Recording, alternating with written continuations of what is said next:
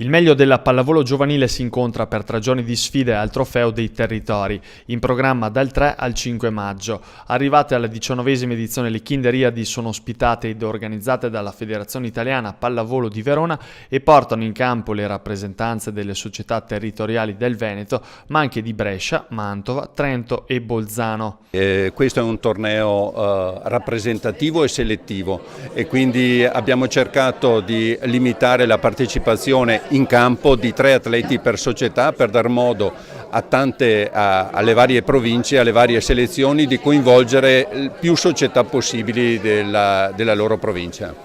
In calendario sono fissati 58 match, la finale si giocherà a Villafranca domenica 5 maggio alle 15:30. Vengono ospitate ogni anno, logicamente le facciamo nella regione Veneto, lo facciamo a rotazione, quest'anno tocca a Verona, quest'anno noi siamo a Peschiera e dopo siamo in 9 paesi, siamo andati anche a toccare palestre come quelle di Volta Mantovana e quella di Sirmione, perché anche se siamo fuori regione la pallavolo non ha muri, diciamo, ce li ha solo in campo i muri.